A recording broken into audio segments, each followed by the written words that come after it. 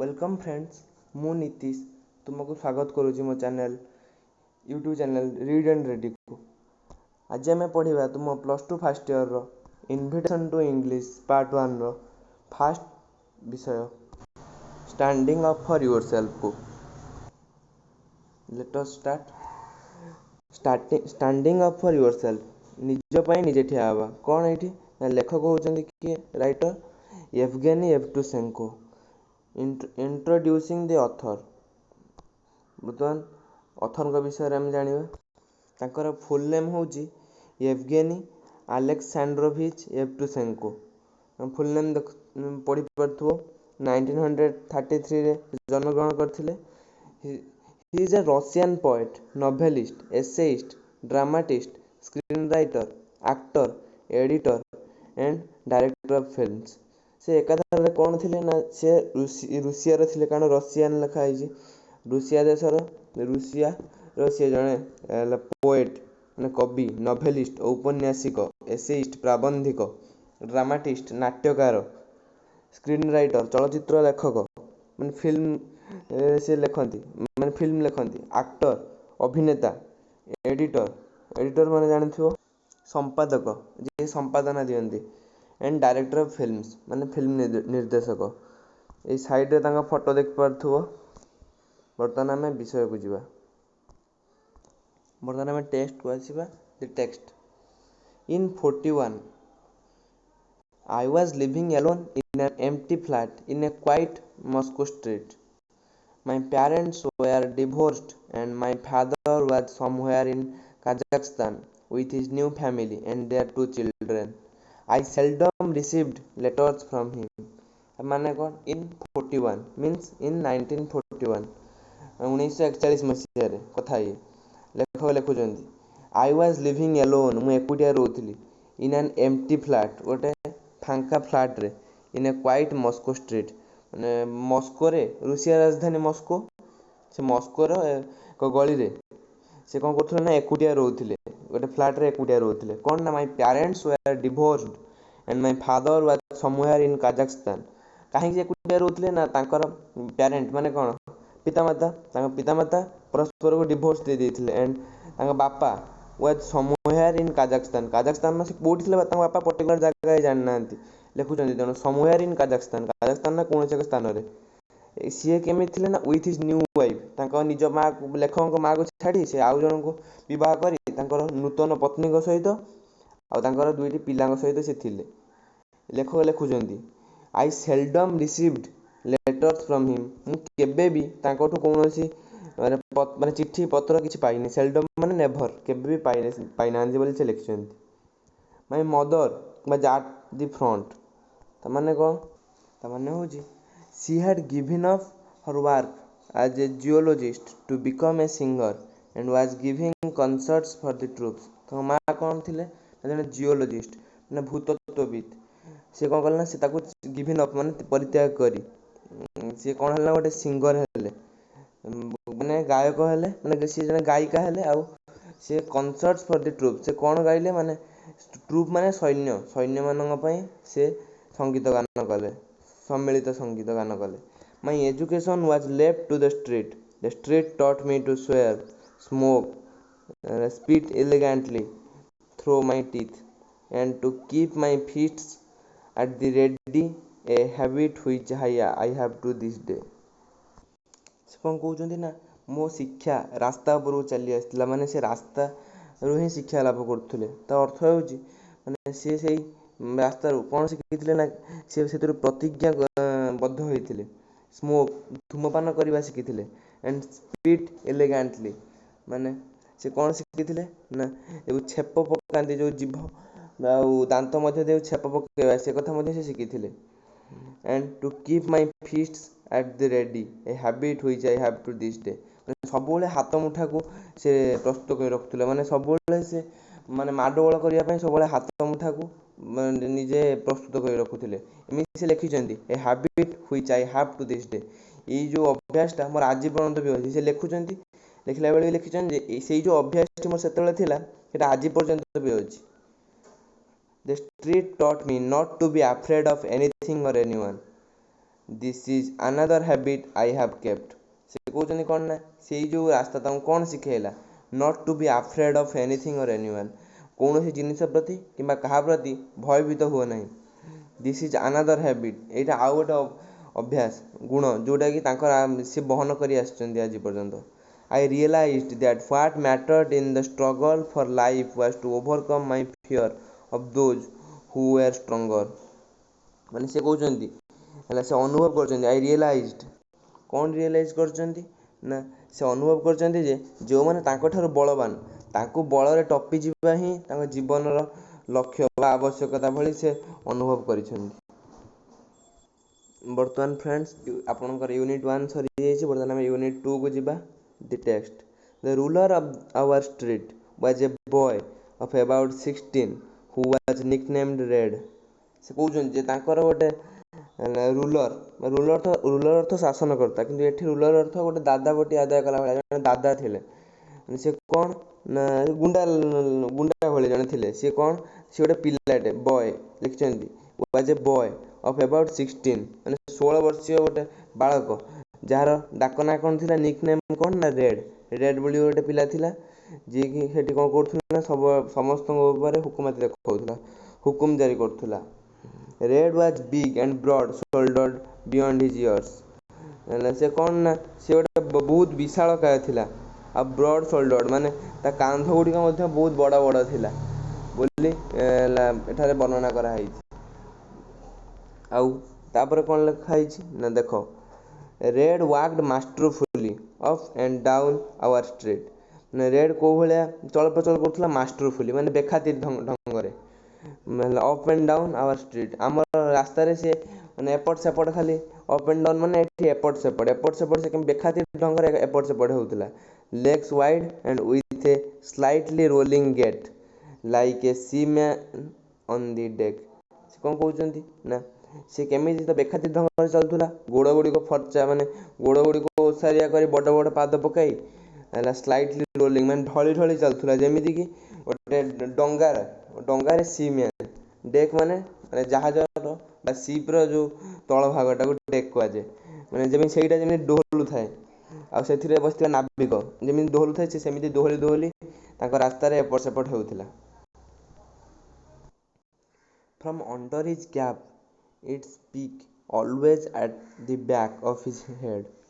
His forelock tumbled down in a fiery cascade, and out of his round pock-marked face, green eyes like a cat's sparkled with scorn for everything and everyone.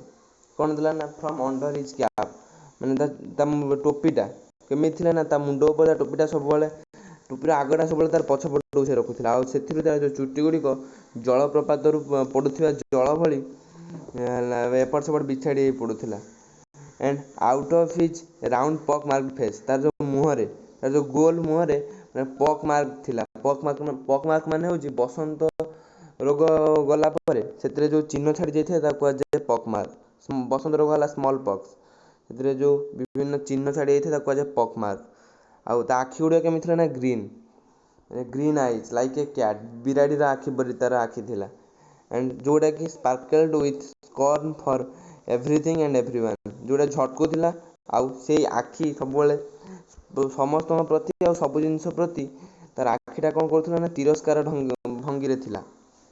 2 or 3 lieutenants in peaked cap back to front like reds tripped at his heels.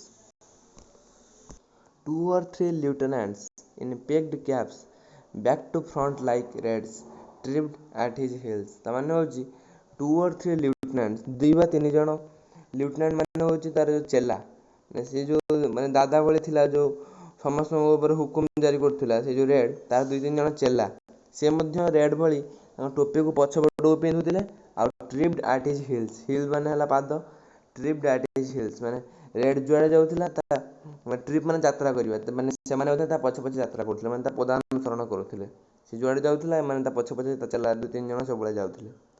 Red could stop anybody and say impressively the one word money माने Red जेतोळे जहा को पड़थला जो पिला को अटके दे पड़थला आ कहउथिला गोटे शब्द कहउथिला टंका कहया मात्रे His lieutenants would turn out the boy's pockets, and if he resisted, they beat him up hard. ମାନେ ସେ କହୁଥିଲେ ଯେ ଯେତେବେଳେ ସେ ଟଙ୍କା ମାଗୁଥିଲା ମନି, ଟଙ୍କା କହିବା ମାତ୍ରେ ତାର ଯେଉଁ 2-3 ଜଣ ଚେଲା ଥିଲେ ସେମାନେ କ'ଣ କରୁଥିଲେ ନା ଯାଉଥିଲେ ପିଲାର ପକେଟ୍ ଖୋଜାଖୋଜି କରୁଥିଲେ। ଆଉ ଯଦି ସେ ସେଇ ସମୟରେ ରେଜିଷ୍ଟ ମାନେ ଯଦି ପ୍ରତିରୋଧ କରୁଥିଲା ସେମାନଙ୍କୁ, ତାହେଲେ ଦେ ବିଟ୍ ହିମ୍ ଅଫ୍ ହାର୍ଡ, ସେମାନେ ତାକୁ ଜୋରରେ ବାଡ଼ଉଥିଲେ। Everyone was afraid of red, ସମସ୍ତେ ରେଡ୍କୁ ଡରିକି ଥିଲେ। ସୋ ୱାଜ୍ ଆଇ, ମାନେ ସେ କହୁଛି ମୁଁ ମଧ୍ୟ ଥିଲି, ଲେଖକ କହୁଛନ୍ତି ଯେ ମୁଁ ମଧ୍ୟ ଡରିକି ଥିଲି ତାକୁ। I knew Hi carried A heavy metal knuckle duster in his pocket, ସେ କହୁଛନ୍ତି ଯେ ମୁଁ ଜାଣିଥିଲି ହି କ୍ୟାରିଡ୍, ସେ ନେଉଥିଲା କ'ଣ ନା ହେଭି ମେଟାଲ ନକଲ୍ ଡଷ୍ଟର, ଗୋଟେ ମେଟାଲ ମାନେ ହେଲା ଧାତୁର ଗୋଟେ ନକଲ୍ ଡଷ୍ଟର। ନକଲ୍ ମାନେ ହେଲା ହାତର ଯେଉଁ ହାଡ଼, ଯେଉଁ ଗଣ୍ଠି। ନକଲ୍ ଡଷ୍ଟର ମାନେ ତାକୁ ପିନ୍ଧନ୍ତି, ଯେଉଁ ପିନ୍ଧିବା ଦ୍ୱାରା ମାଡ଼ଗୋଳ ସମୟରେ ସେ ହାତର ଗଣ୍ଠିକୁ ସୁରକ୍ଷା ଦେବା ସହିତ ମାନେ ତାର ଯେଉଁ ପ୍ରତିପକ୍ଷ ଉପରେ ଆକ୍ରମଣ ଦ୍ୱାରା ଅଧିକ କ୍ଷତି ଘଟାଇଥାଏ। ଫ୍ରେଣ୍ଡସ୍ ଦେଖ, ଏଇଟା ହେଉଛି ସେ ନକଲ୍ ଡଷ୍ଟର। ସେ ସବୁବେଳେ ଏଇଟାକୁ ତା ପକେଟରେ ରେଡ୍ ଧରିକି ଯାଉଥିଲା, ଆଉ କୌଣସି ଆକ୍ରମଣ ସମୟରେ, ମାଡ଼ଗୋଳ ସମୟରେ ସେ ତା ପକେଟରୁ ସେଇଟା କାଢ଼ୁଥିଲା। ଏଇଟା ଆଗକୁ ଲେଖା ହେଇଛି, ଆମେ ପଢ଼ିବା। ଗପ ଟୋଟାଲ ଇଣ୍ଟରେଷ୍ଟିଂ ଅଛି, ଟୋଟାଲ ମନ ଦେଇକି ଶୁଣ, ଆଉ ଭାରି ଭଲ ଲାଗିବ। ଚାଲ ଆମେ ଆଗକୁ ପଢ଼ିବା। ନକଲ ଦେଖିଲ ତ, ନକଲ ଡଷ୍ଟର। ଚାଲ ଯିବା। ବର୍ତ୍ତମାନ ଆମର ୟୁନିଟ୍ 2 ସରିଯାଇଛି। ଏପର୍ଯ୍ୟନ୍ତ କ'ଣ ଜଣାପଡ଼ିଲା ନା ମୁଁ କହିଦେଉଛି ନା ସିଏ ଆମର ଲେଖକ ଯେତେବେଳେ ବାଳକ ଥିଲେ ସେତେବେଳେ ସେ ତାଙ୍କ ପିତାମାତାଙ୍କ ଦ୍ୱାରା ଉପେକ୍ଷିତ ହୋଇଥିଲେ। ମାନେ ତାଙ୍କ ପିତାମାତା ତାଙ୍କୁ ଉପେକ୍ଷା କରିଥିଲେ, ଯେ ସେମାନେ ଡିଭୋର୍ସ ନେଇଯାଇଥିଲେ। ତାଙ୍କ ବାପା ପଳେଇଥିଲେ କାଜାଖସ୍ତାନରେ ଯାଇ ନୂଆ ବିବାହ କରି ତାଙ୍କର ପିଲାଛୁଆଙ୍କ ସହିତ ରହିଥିଲେ। ଆଉ ତାଙ୍କ ମାଆ ମଧ୍ୟ କହିଲେ ଯେ ସିଏ ସୈନ୍ୟମାନଙ୍କ ପାଇଁ ସଙ୍ଗୀତ ଗାନ କରୁଥିଲେ, ସିଏ ଜିଓଲୋଜିଷ୍ଟ ଥିଲେ, ସେ ତାକୁ ପରିତ୍ୟାଗ କରିଥିଲେ। ବର୍ତ୍ତମାନ ସିଏ ଏକୁଟିଆ ରହୁଥିଲେ କେଉଁଠି? ମସ୍କୋର ରାସ୍ତା ହିଁ ତାଙ୍କର ଘର ଥିଲା, ସବୁ ମସ୍କୋରେ ହିଁ ସେ ରହୁଥିଲେ। ପୂର୍ବରୁ ଆମେ ଜାଣିଲେ ନା ସେଇ ରାସ୍ତାରୁ କ'ଣ ଶିଖିଥିଲେ ନା ଯେମିତି ଧୂମପାନ କରିବା, କୌଣସି ସବୁବେଳେ ହାତ ମୁଠାକୁ ପ୍ରସ୍ତୁତ କରି ରଖିବା ମାଡ଼ଗୋଳ ପାଇଁ। ତେଣୁ ସେ ସବୁ ତାଙ୍କ ଚରିତ୍ର, ତାଙ୍କ ଗଠନ ଶୈଳୀ, ତାଙ୍କ ପାରିପାର୍ଶ୍ୱିକ ଅବସ୍ଥା ଅନୁସାରେ ହିଁ ପରିବର୍ତ୍ତିତ ହୋଇଯାଇଥିଲା। ଆଉ ତାଙ୍କର ଏକମାତ୍ର ଲକ୍ଷ୍ୟ ଥିଲା ଯେ ତାଙ୍କଠୁ ବଳବାନକୁ ବଳରେ ଟପିଯିବା ହିଁ ତାଙ୍କର ଏକମାତ୍ର ଲକ୍ଷ୍ୟ ଥିଲା। ତା ଛଡ଼ା ପୁଣି କ'ଣ ଜାଣିଲେ ନା ଆମେ ଜାଣିଲେ ଯେ ସିଏ ତାଙ୍କର ଯେଉଁ ମସ୍କୋ ଷ୍ଟ୍ରିଟ୍ରେ ଗୋଟେ ଦାଦା ଥିଲା ବା ଗୋଟେ ଗୁଣ୍ଡା ଥିଲା, ତା ନାଁ ହେଉଛି କ'ଣ ନା ରେଡ୍, ଯିଏକି 16 ବର୍ଷୀୟ। ଆଉ ତା ଆଖି ଗୁଡ଼ାକ କେମିତି ବିଲେଇ ଭଳି ଚଟକୁଥିଲା। ଆଉ ତାର 2-3 ଜଣ ଚେଲା ଥିଲେ, ଲିeutenants ମାନେ ଚେଲା ଥିଲେ। ଆଉ ସେମାନେ କ'ଣ କରୁଥିଲେ ନା ଯେତେବେଳେ ଯାହାକୁ ଚାହୁଁଥିଲେ ଅଟକେଇ ଦେଇପାରୁଥିଲେ। ଆଉ ରେଡ୍ ତାଙ୍କୁ ଟଙ୍କା ମାଗିବା ମାତ୍ରେ ଏମାନେ ଏଇ ଯେଉଁ 2-3 ଜଣ ଚେଲା ଥିଲେ ସେ ସବୁବେଳେ ତାଙ୍କ ଅନୁସରଣ କରୁଥିଲେ। ରେଡ୍ ଯୁଆଡ଼େ ଯାଉଥିଲେ ଏମାନେ ମଧ୍ୟ ସିଆଡ଼େ ଯାଉଥିଲେ। ତେଣୁ ଇଏ ତାଙ୍କୁ ଅନୁସରଣ କଲାବେଳେ ଯେତେବେଳେ କୌଣସି ପିଲାକୁ ଅଟକେଇ ରେଡ୍ ଟଙ୍କା ମାଗେ, ସେହି ସମୟରେ ଏମାନେ ତାକୁ ତା ପକେଟ୍ ଖୋଳତାଳ କଲାବେଳେ ଯଦି ସିଏ ପିଲାଟି ପ୍ରତିରୋଧ କରେ, ଏମାନେ ତାକୁ ବହୁତ ବାଡ଼ାନ୍ତି। ଆମେ ଏଇଠୁ ଏତିକି ଶିଖିଲେ। ଏହାପରେ ପୁଣି ଲେଖକ ନିଜେ ଲେଖିଛନ୍ତି ଯେ ସମସ୍ତେ ଏଥିପାଇଁ ତାକୁ ଡରୁଥିଲେ, ଆଉ ସିଏ ବି ଡରୁଥିଲେ। କାହିଁକି ନା ସେ ଲେଖକ ଜାଣିଥିଲେ ଯେ ସେ ତା ପକେଟରେ ସବୁବେଳେ ଗୋଟେ ଓଜନିଆ ଧାତବ ନକଲ ଡଷ୍ଟରକୁ ସବୁବେଳେ ଧରିକି ଯାଏ, ସବୁବେଳେ କ୍ୟାରି କରେ। ତେଣୁ ଲେଖକ ଡରୁଥିଲେ। ବର୍ତ୍ତମାନ ଆମେ ୟୁନିଟ୍ 3କୁ ଯିବା। ଆମେ ୟୁନିଟ୍ 3କୁ ଯିବା ପୂର୍ବରୁ ଗ୍ଲୋସରୀ ଟିକେ ଦେଖିଦେବା। Masterfully, not caring for others, ଅନ୍ୟମାନଙ୍କୁ ଖାତିର ନ କରି, ବେଖାତିର ଢଙ୍ଗରେ। Rolling a side to side movement, rolling ମାନେ କ'ଣ? ସାଇଡ଼୍ ଟୁ ସାଇଡ଼୍ ମୁଭମେଣ୍ଟ ମାନେ ଗଡ଼ିବା। ଗେଟ୍ ମାନେ ମ୍ୟାନର ଅଫ୍ ୱାକିଂ, ଗେଟ୍ଟା ହେଉଛି ଗୋର ନାଉନ୍ ଫର୍ମ ହେଉଛି ଗେଟ୍, ମାନେ ଚାଲିବାର ଢଙ୍ଗ ବା ଶୈଳୀକୁ କୁହାଯାଏ gait. Deck, the floor of a ship, ଗୋଟେ ସିପ୍ ବା ଜାହାଜର ତଳଭାଗ ବା ତା ଫ୍ଲୋର୍, ତ ଚଟାଣ। ଟ୍ରିପ୍ଡ, ୱାକ୍ଡ ୱିଥ୍ କୁଇକ୍ ଲାଇଟ୍ ଷ୍ଟେପ୍ସ, ମାନେ କ'ଣ କରିବା ନା ଚାଲିବା, ମାନେ ଧୀର ପାଦ ପକାଇ ଚାଲିବା। ନକଲ୍ ଡଷ୍ଟର ମାନେ ମେଟାଲ କଭରିଂ ଫର୍ ଦି ନକଲ୍ସ, ନକଲ୍ ମାନେ କ'ଣ? ହାଡ଼ ଗଣ୍ଠି ଗୁଡ଼ିକର କଭରିଂ, ସେ ଗୋଟେ ମାନେ ଧାତବ କଭରିଂ, ଯେଉଁଟାକି ଉଭୟ ଆଟାକ୍ ଆଉ ଡିଫେନ୍ସ ପାଇଁ ବ୍ୟବହାର କରାଯାଇପାରେ। ମୁଁ ଚିତ୍ର ଦେଖେଇଲି, ତୁମେ ଦେଖିକି ଅନୁମାନ କରିପାରୁଥିବ। ହଁ ଫ୍ରେଣ୍ଡସ୍, ବର୍ତ୍ତମାନ ଆମେ ୟୁନିଟ୍ 3କୁ ଯିବା। ଦି text, I wanted to conquer my fear of Red, so I wrote a poem about him. This was my first piece of journalism in verse, By the next day, the whole street knew it by heart and exulted with triumphant hatred. ଏଠି writer କହୁଛନ୍ତି ଯେ I wanted to conquer my fear of Red. ସିଏ ଯେଉଁ କହୁଛନ୍ତି ଯେ ମୁଁ କହୁଥିଲେ ମୁଁ ରେଡ୍କୁ ଡରିକି ମୁଁ ମଧ୍ୟ ଡରୁଥିଲି, ସେ କହୁଛନ୍ତି ମୁଁ ସେ ଡରର ସେ ଭୟର ମୁଁ ସମାପ୍ତି ଚାହୁଁଥିଲି। So I wrote a poem about him. ମୁଁ ସେଥିପାଇଁ ତାପରେ ଗୋଟେ କବିତା ଲେଖିଲି, ପୋଏମ୍ ଲେଖିଲି। This was my first piece of journalism in verse. ସେ କହୁଛନ୍ତି ଏଇଟା ମୋର ପ୍ରଥମ ସାମ୍ବାଦିକତା ପାଇଁ ଗୋଟେ କବିତା। ଜର୍ଣ୍ଣାଲିଜିମ୍ ମାନେ ସାମ୍ବାଦିକତା, କାରଣ ଏଇଟା ଗୋଟେ ସମ୍ବାଦ ନୁହେଁ କି ସେ କ'ଣ କରୁଥିଲେ ନା ରେଡ୍ ବିଷୟରେ ସମ୍ବାଦ ଦେଉଥିଲେ, ତେଣୁ ଏଇଟା ତାଙ୍କର ସାମ୍ବାଦିକତାର ପ୍ରଥମ କବିତା ଆକାରରେ ସେ ଲେଖିଥିଲେ। ତେଣୁ ସେ କହୁଛନ୍ତି ଏଇଟା ହେଉଛି ମୋର ପ୍ରଥମ ସାମ୍ବାଦିକତା ପାଇଁ ଆମର ପ୍ରଥମ କବିତା। ବାଇ ଦି ନେକ୍ସଟ ଡେ, ତା ପରଦିନ, the whole street knew it by heart and ଏକ୍ସଲ୍ଟେଡ୍ with triumphant hatred. କ'ଣ ନା ପରଦିନ ଦ ହୋଲ୍ ଷ୍ଟ୍ରିଟ୍ ମାନେ ପୁରା ସମ୍ପୂର୍ଣ୍ଣ ଅଞ୍ଚଳ, ସମ୍ପୂର୍ଣ୍ଣ ସେଇ ଅଞ୍ଚଳରେ ରହୁଥିବା ସବୁ ଗଳିର ସବୁ ଲୋକ କ'ଣ କଲେ ନା ଏଇଟା ଜାଣିଲେ। And ଏକ୍ସଲ୍ଟେଡ୍ with triumphant hearted. ଆଉ ଏକ୍ସଲ୍ଟେଡ୍ ମାନେ ଉଲ୍ଲସିତ ହେଲେ, ୱିଥ୍ ଟ୍ରିୟମ୍ଫାଣ୍ଟ ହାର୍ଟେଡ୍। ହାର୍ଟେଡ୍ ମାନେ ଘୃଣା କଲେ, ତାକୁ ତ ଘୃଣା କରୁଥିଲେ। ସେ ଘୃଣା ଇଏ ଲେଖକ ମଧ୍ୟ ନିଶ୍ଚିତ ଲେଖିଛନ୍ତି, ତାକୁ ଘୃଣା କରି ତାକୁ ଉପହାସ କରି ଲେଖିଛନ୍ତି ନିଶ୍ଚିତ କବିତା। ତେଣୁ ତାକୁ ପଢ଼ି ସେଇ ହୋଲ୍ ଷ୍ଟ୍ରିଟ୍ର ସମସ୍ତେ କ'ଣ କଲେ ନା ଏକ ଜୟଯୁକ୍ତ ଧ୍ୱନିରେ ଉଲ୍ଲସିତ ହେଲା ଭଳି ସମସ୍ତେ ଉଲ୍ଲସିତ ହେଲେ, ଆଉ ରେଡ୍କୁ ଅଧିକରୁ ଅଧିକ ଘୃଣା କଲେ। One morning on my way to school ଲେଖୁଛନ୍ତି କ'ଣ ନା ଦିନେ ସକାଳେ on my way to school, ମୋର ସ୍କୁଲକୁ ଯିବା ବାଟରେ, I suddenly came upon Red and his lieutenants. His eyes seemed to bore through me. Ah, the poet, he drawled, smiling crookedly. So you write verses? Do they rhyme? ଅର୍ଥ କ'ଣ ରହିଲା ନା one morning on my way to school, ମୋର ସ୍କୁଲକୁ ଯିବା ବାଟରେ, I suddenly came upon Red and his ଲିeutenants. ମୁଁ ଯେଉଁ ରେଡ୍ ଆଉ ତାର ଯେଉଁ ସହଚର ମାନଙ୍କ ସଂସ୍ପର୍ଶରେ ଆସିଲି, ମାନେ ସେଇ ବାଟ ଦେଇ ସେମାନେ ମୋ ସହିତ ଭେଟ ହେଲେ। His eyes seemed to bore through me, ମାନେ ସେ ଯେଉଁ ରେଡ୍ର ଆଖି, ସିମ୍ଡ ମାନେ କ'ଣ କରୁଥିଲା ନା ଲାଗୁଥିଲା ଯେମିତିକି ଟୁ ବୋର୍ ଥ୍ରୋ ମି। ବୋର୍ ଥ୍ରୋ ମାନେ ଅସଂଯତ ଭଙ୍ଗୀ, ତା ଆଖି ଗୁଡ଼ା ମୋତେ ଅସଂଯତ ଭଙ୍ଗୀ ଦେଉଥିଲା।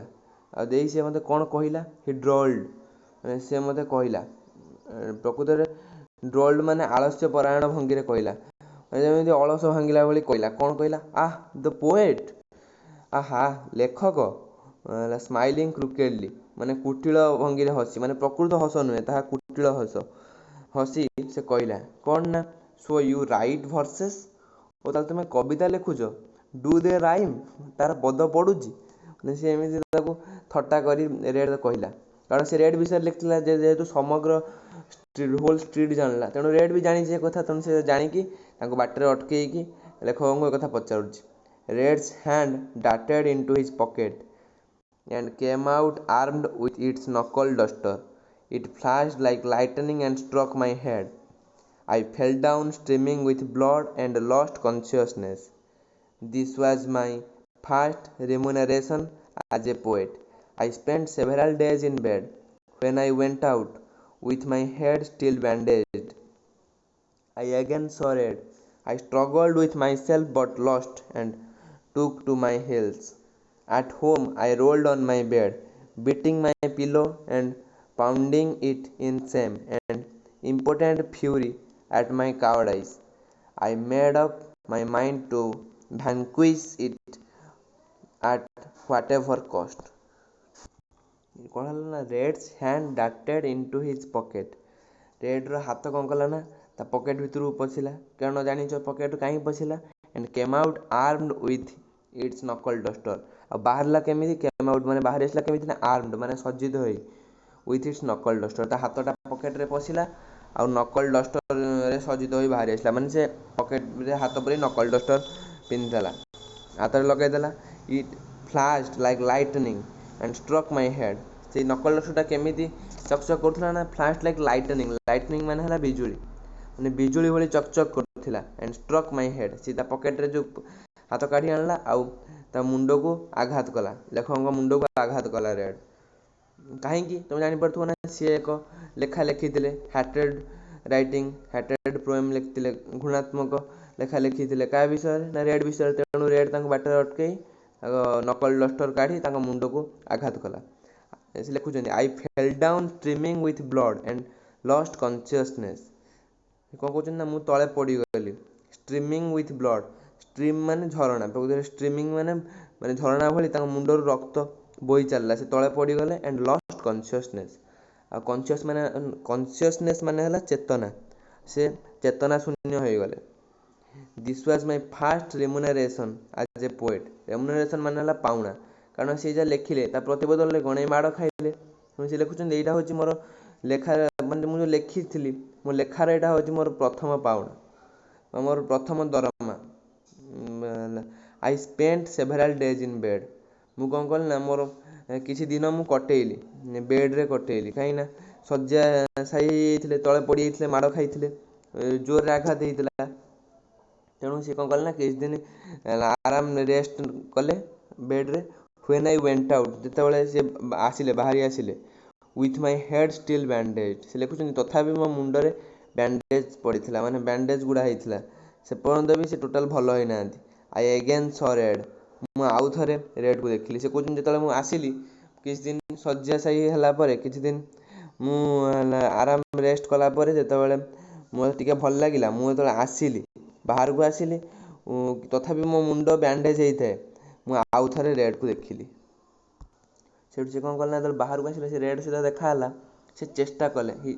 ଲେଖୁଛନ୍ତି ଆଇ ଷ୍ଟ୍ରଗଲ୍ଡ ୱିଥ୍ ମାଇ ସେଲ୍ଫ, ମୁଁ ନିଜେ ଚେଷ୍ଟା କଲି କ'ଣ ନା ପୁଣି ରେଡ୍ ବିରୁଦ୍ଧରେ କିଛି କରିବାକୁ, କିନ୍ତୁ କ'ଣ ନା ବଟ୍ ଲଷ୍ଟ, ହାରିଗଲି। And took to my heels, ଲାଷ୍ଟକୁ ମୋ ତଳକୁ ଅନେଇଲି, ତଳ ମୁହାଁ ହେଲି। ଆଟ୍ ହୋମ୍, ତାପରେ ସେ ତାପରେ ଘରକୁ ଫେରି ଆସିଲେ। At home I rolled on my bed, ମୁଁ ମୋ ଖଟ ଉପରେ ଗଡ଼ିଲି, କାହିଁକିନା ଦୁଃଖରେ। Beating my pillow and pounding it in shame and important fury at my cowardice. ଏବଂ ସେ କ'ଣ କଲେ ନା ତାଙ୍କ ତକିଆକୁ ବିଟିଂ ମାନେ ବାଡ଼େଇଲେ, ଆଣ୍ଡ ପଣ୍ଡିଂ ଇଟ୍, ଓ ବାରମ୍ବାର ତାକୁ ଚିରାଚିରି କଲେ। ଇନ୍ ସେମ୍, କେଉଁଠି ନା ଲଜ୍ଜାରେ। And important fury at my କାୱାର୍ଡାଇସ୍, ତାଙ୍କର ଯେଉଁ ମୁଣ୍ଡରେ ଯେଉଁ ଆଘାତ ହେଇଥିଲା, ସେଥିପାଇଁ ସେ ଯେଉଁ ନିଜକୁ ଶକ୍ତିହୀନ ବୋଲି ମନେ କରୁଥିଲେ, ସେ ରେଡ୍ ଆଗ ନିଜକୁ ଶକ୍ତିହୀନ ମନେ କରୁଥିଲେ। ଆଉ ନିଜର ଯେଉଁ ଇମ୍ପୋର୍ଟାଣ୍ଟ ମାନେ ଶକ୍ତିହୀନ ମନେ କରିବା, ଆଉ ନିଜକୁ କାୱାର୍ଡ ମାନେ ଭୀରୁର କୋପରେ, ମାନେ ନିଜେ ଜଣେ ଭୀରୁ, ସେ କିଛି କରିପାରୁନାହାନ୍ତି, ଏଇଥିରେ ସେ ନିଜେ ରାଗି ଯାଇ କ'ଣ କରୁଥିଲେ ନା ଏଭଳି କାମ କରୁଥିଲେ, ତାଙ୍କ ତକିଆକୁ ବାଡ଼ଉଥିଲେ, ଏହାକୁ ଚିରୁଥିଲେ। I made up my mind to vanquish it at whatever cost. ସେ କହୁଛନ୍ତି I made up my mind, ମୁଁ ମନକୁ ପ୍ରସ୍ତୁତ କଲି, ଅର୍ଥାତ୍ ମୁଁ ମନସ୍ଥ କଲି ଯେ to vanquish it at whatever cost, ମାନେ ଯାହା ଯେନ ତେନ ପ୍ରକାରେ ମୁଁ କ'ଣ କରିବି ନା ଭ୍ୟାଙ୍କୁଇଶ୍ ମାନେ ପରାସ୍ତ କରିବି, ମୁଁ ଏହାକୁ ରେଡ୍କୁ ପରାସ୍ତ କରିବି। ତାପରେ ତାଙ୍କୁ ଗ୍ଲୋସାରୀକୁ ଯିବା। ଏକ୍ସଲ୍ଟେଡ୍, ଶୋଡ୍ ଗ୍ରେଟ୍ ଜୟ ଆଣ୍ଡ ଏକ୍ସାଇଟମେଣ୍ଟ, ମାନେ ଉଲ୍ଲସିତ। ଟ୍ରିମ୍ଫାଣ୍ଟ, ଶୋଇଂ ଗ୍ରେଟ୍ ଜୟ ଆଣ୍ଡ ସାଟିସ୍ଫ୍ୟାକ୍ସନ୍, ମାନେ ସେଇ ସାଟିସ୍ଫ୍ୟାକ୍ସନ୍ ମାନେ ସନ୍ତୁଷ୍ଟ, ମାନେ ସେ ଯେଉଁ ସନ୍ତୁଷ୍ଟ ଆଉ ଆନନ୍ଦର ଭାବ। Bore through, to stare in a way that makes somebody feel uncomfortable, ମାନେ ଜଣକୁ ଏମିତି ଏକଲୟରେ, ଷ୍ଟେୟାର ମାନେ ଏକଲୟରେ ଚାହିଁବା, ଜଣକୁ ଏମିତି ଏକଲୟରେ ଚାହିଁବା ଯାହାଦ୍ୱାରା କି ଜଣେ କି ନିଜକୁ ଅନକମ୍ଫର୍ଟେବୁଲ୍ ଫିଲ୍ କରିବ, ଅର୍ଥାତ୍ ଅସଂଯତ ଭଙ୍ଗୀରେ ଚାହିଁବା। Drawl, to say something slowly with longer vowel sounds, ମାନେ ଆଳସ୍ୟ ଭଙ୍ଗୀରେ କହିବା।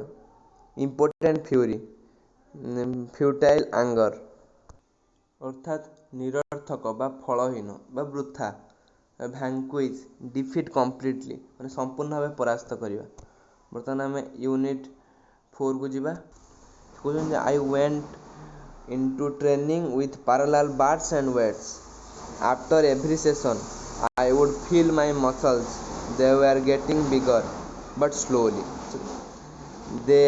Then I remembered something I had read in a book about a miraculous Japanese method of wrestling which gave an advantage to the weak over the strong. I exchanged a week's ration card for a textbook on jujitsu.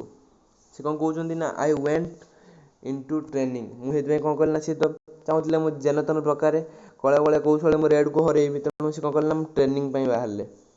ଆଉ से कौन training कले ना parallel bars and weights माने जो dumbbell जानी थी dumbbell मैंने ये देख तुम देखा देखा तुमको विभिन्न डम्बल रही है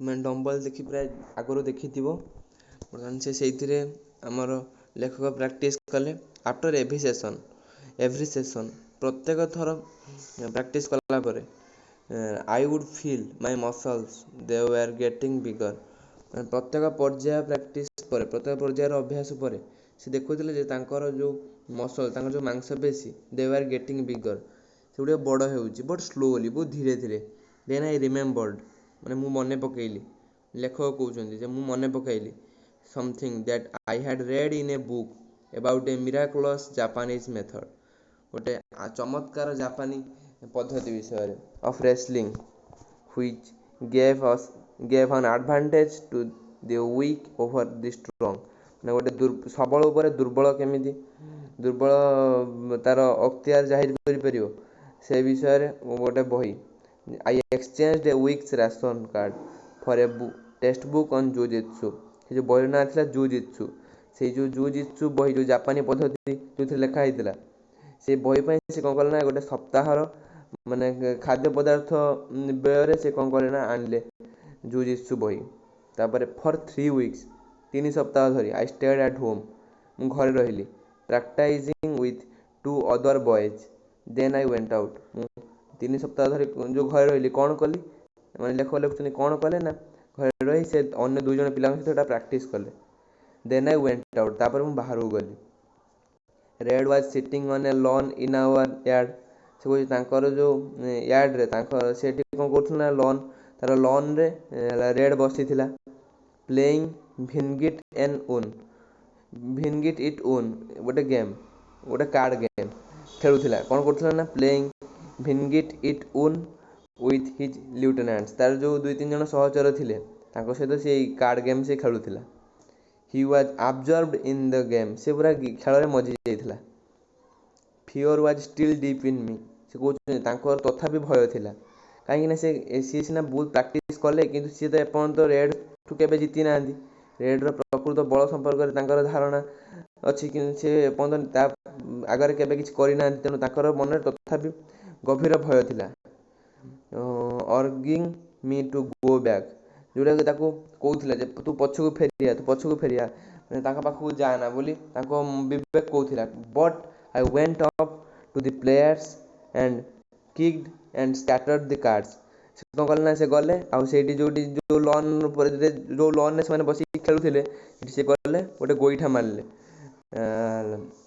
जहाँद्वारा कि जो कार्ड गुड़ा था से गुड़ा सब स्कैटर्ड माने बिछाड़ी हो पड़ा एणे तेने बिछाड़ी हो पड़ा तापर कौन ना रेड लुक्ड अप से रेड देखिला surprised at my impudence after my recent flight माने से रेड कौन ना देखिला देखिए कि आश्चर्य हो गला कौन ना एट माय इम्पुडेंस माने हला औद्धत्य माने तार जो लेखक जाए जो गोटे गोईठा मारले जहाँ द्वारा कार्ड गुड़िक एने तेने बिछाड़ी हो पड़ा एथिरे रेड आश्चर्य हो गला कहला याकू तो मु माने से रेड भाभी जे मु तो याकू 2-3 सप्ताह तले बाड़े थी सेतेबेले तो ये किसी कर पार नथला हठात कौन आसी एमती कला तेणु ठी रेड आश्चर्यान्वित होइछि आउ ही गॉट अप स्लोली से रेड धीरे धीरे उठिला you looking for more he asked menacingly सेठू सी गोटे रुक्ष कंठरे से कौन कहला ना से धीरे उठिला और कहला यू लुकिंग फॉर मोर तुम्हें अधिक चाहूच अधिक माने अधिक माड़ चाहूच बोली ताकू थट्टा करी कहला as before his hand dived into his pocket for the knuckle duster से as before पूर्ववत तार हाथ कौन कल ना पॉकेट भितर डाइव माने डेइबा क्रिकेट खेल देखते प्लेयर माने डाइव मारती डाइव माने डेइबा से कौन कला ना हाथ को पॉकेट भितर डाइव कला माने पुरेला आउ कहीं पुरेला ना नकल डस्टर पुरेला but I made a quick jabbing movement and Red howling with pain से कौन कला ना गोटे सेठू ये तो जापानी पद्धति शिखिक आसछन्ति देख सेठू कौन कला ना गोटे जैबिंग मूवमेंट माने एक प्रकार जापानी कौशल प्रयोग कले and Red howling with pain से जहाँद्वारा कि रेड कौन कला ना ଯନ୍ତ୍ରଣାରେ ଚିତ୍କାର କରି ଉଠିଲା। ହାଉଲିଂ ମାନେ ଚିତ୍କାର କରିବା, ଯନ୍ତ୍ରଣାରେ ଚିତ୍କାର କରି ଉଠିଲା। Rolled on the ground, roll ମାନେ ଗଡ଼ିବା, ସେ ଭୂମିରେ ଗଡ଼ିଗଲା। ସେ ଯେଉଁଠି ତାକୁ ଏମିତି ଜାବିଂ ମୁଭମେଣ୍ଟ ଗୋଟେ ପ୍ରଣାଳୀ, କୁଇକ୍ ଜାବିଂ ମୁଭମେଣ୍ଟ ପ୍ରୟୋଗ କରିବା ଦ୍ୱାରା ସେଇଠୁ ଆମର ରେଡ୍ କ'ଣ କଲା ନା ତାର ଯନ୍ତ୍ରଣାରେ ଚିତ୍କାର କଲା ଆଉ ମାଟି ଉପରେ ଗଡ଼ିଗଲା, ଭୂମି ଉପରେ ଗଡ଼ିଗଲା। Bewildered, he got up and came at me, swinging his head furiously from side to side like a maddened bull. ସେଠୁ କ'ଣ ହେଲା ନା ଆମର ରେଡ୍ ସେଠୁ ସିଏ bewildered ମାନେ ହେଲା ଘାବରା ହେଇଯାଇଥିଲା। ସେଠୁ ସିଏ ଉଠିଲା, he got up ମାନେ ଉଠିଲା, and came at me, ଲେଖକ କହୁଛନ୍ତି ତାଙ୍କ ଆଡ଼କୁ ଆସିଲା, swinging his head ମୁଣ୍ଡକୁ ହଲେଇ ହଲେଇ, ରାଗିକି furiously ମାନେ ପୁରା କ୍ରୋଧରେ, from side to side like a maddened bull, ଗୋଟେ ପାଗଳ ଷଣ୍ଢ ଭଳିଆ ସେ ମୁଣ୍ଡକୁ ହଲେଇ ହଲେଇ ମାନେ ଆସିଲା, ଦୋହଲି ଆସିଲା ତାଙ୍କ ଆଡ଼କୁ। I caught his wrist and squeezed slowly, କହୁଛନ୍ତି ସେଟା ଯେତେବେଳେ ପୁଣି ଆସିଲା ତାଙ୍କ ପାଖକୁ, ଇଏ ତ ଜାପାନୀ ପଦ୍ଧତି ଶିଖିଛନ୍ତି, ଇଏ କ'ଣ କଲେ ନା I caught his wrist, catch cut କ'ଣ କଲେ ନା ଧଇଲେ ତା ହାତକୁ, ତାର ଯେଉଁ ରିଷ୍ଟ, ତାର ଯେଉଁ ମଣିବନ୍ଧ, ତାର ଯେଉଁ ହାତର ଗଣ୍ଠିକୁ ଧରିଲେ, and squeezed slowly, ତାକୁ ଧୀରେ ମୋଡ଼ିଦେଲେ। As I had read in the book, ସେ କହୁଛନ୍ତି ଯେମିତି ମୁଁ ବହିରେ ପଢ଼ିଥିଲି, until the knuckle dusters dropped from his limp finger, ମାନେ ସେ କହୁଛନ୍ତି ମୁଁ ଯେମିତି ପଢ଼ିଥିଲି, ମାନେ ସେ ତ ପଦ୍ଧତି ଶିଖିକି ଆସିଛନ୍ତି ଜାପାନୀ ପଦ୍ଧତି ଜୁଜିତ୍ସୁ ବହିରୁ। ସେ କ'ଣ କଲେ ନା ମୁଁ ତା ହାତକୁ କେମିତି ମୋଡ଼ିଦେଲି ଯେପର୍ଯ୍ୟନ୍ତ ହେଲେ ତା ହାତରୁ ନକଲ ଡଷ୍ଟର ଖସି ପଡ଼ିନାହିଁ। From his lymph finger, lymph ମାନେ ହେଲା ଯେଉଁ ଖଣ୍ଡିଆ ହୋଇଯାଇଥିବା ଆଙ୍ଗୁଳିରୁ। ନର୍ସିଂ ସେଇଠୁ ସେ କ'ଣ କଲେ ନା ତାପରେ ଛାଡ଼ି ଦେଇଥିବେ, ତାପରେ ନର୍ସିଂ ହିଜ୍ ହ୍ୟାଣ୍ଡ ମାନେ ହାତଟାକୁ ଆଉଁସି Red fell down again, Red ପୁଣି ଥରେ ତଳେ ପଡ଼ିଗଲା। ଏ ତା ହାତକୁ ଯେଉଁ ମୋଡ଼ିକି ଧରିଥିଲେ, ତାପରେ କ'ଣ କଲେ ନା ରେଡ୍ ପୁଣି ଥରେ ତଳେ ପଡ଼ିଗଲା, ସେଇଠୁ ତଳେ ପଡ଼ିଗଲା।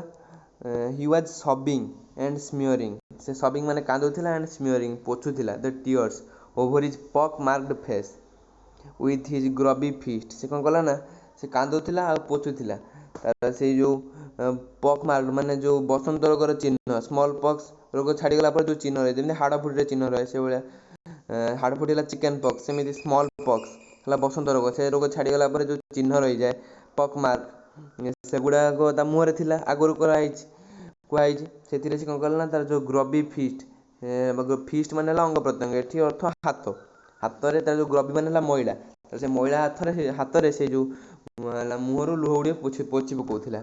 That day Red ceased to be the monarch of our street, ମାନେ ସେଇ ଦିନଠୁ କ'ଣ କଲା ରେଡ୍ ସିଜ୍ ମାନେ ବନ୍ଦ କରିଦେବା, ରେଡ୍ ସେଇ ଦିନଠୁ ବନ୍ଦ କଲା, ଯେଉଁ ଶାସନକର୍ତ୍ତା ଦେଖେଇ ହେଉଥିଲା, ଯେଉଁ ମାନେ ସମସ୍ତଙ୍କ ଉପରେ ରୁଲ୍ କରୁଥିଲା, ସେଇଟା ସିଏ ସେଇ ଦିନଠୁ ବନ୍ଦ କଲା।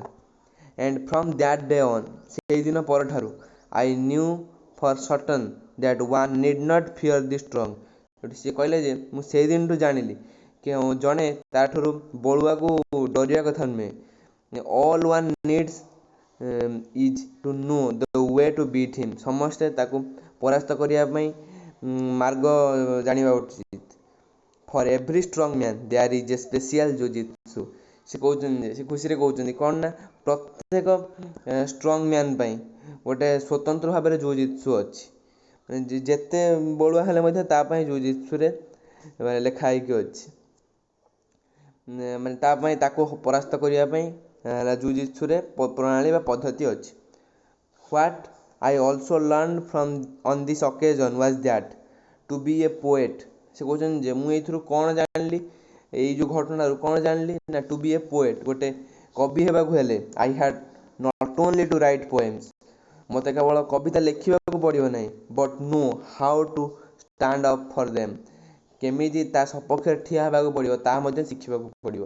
ତେଣୁ ଏଇ ଲାଷ୍ଟ ଲାଇନ୍ଟା ଭେରି ଇମ୍ପୋର୍ଟାଣ୍ଟ, କ'ଣ ନା ଟୁ ବି ଏ ପୋଏଟ୍, ଗୋଟେ କବି ହେବାକୁ ହେଲେ ମୋତେ କେବଳ ବା ନିଜକୁ କେବଳ କ'ଣ ନା କେବଳ କବିତା ଲେଖିବାକୁ ପଡ଼ିବ ନାହିଁ, ବରଂ ତା ସପକ୍ଷରେ ଠିଆ ହେବାକୁ ପଡ଼ିବା ମଧ୍ୟ ଶିଖିବାକୁ ପଡ଼ିବ।